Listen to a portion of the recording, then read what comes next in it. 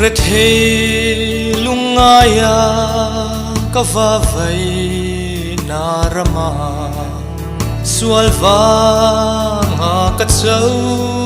lai Junglam Jerusalem thar kathirin kathin lung hilo minaluang liam tri aro quy soi lấy thế lâu amoi na soi sen rua lâu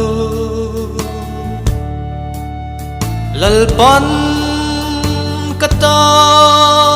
na buat say chu Jerusalem thar ani karam tu thì na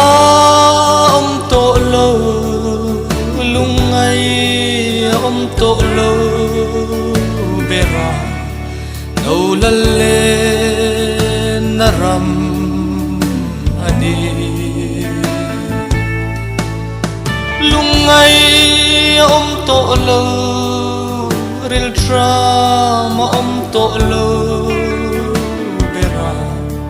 no kan khôn vara eng reng toang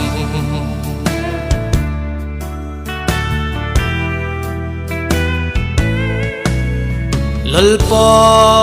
siam salem Zion ko puya chua thina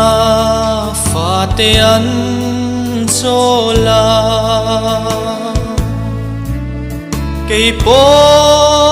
kadam lai ni atla kunin limto plau lovin kaleng ve anga oa varau pui done kamel ni ain na engang van rau pui na thua min kalengang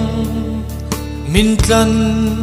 tu beram nau fakin kazayang thì na to lo lungai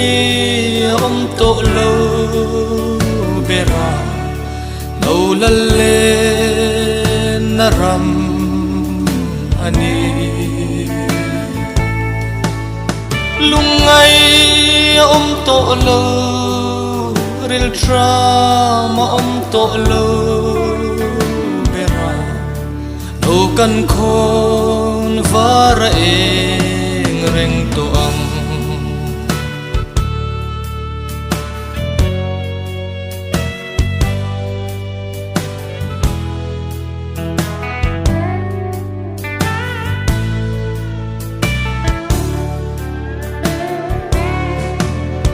thì na to lo lungai to lo bera no lalle naram ani lungai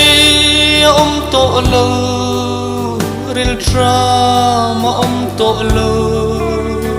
bera no kan khôn vara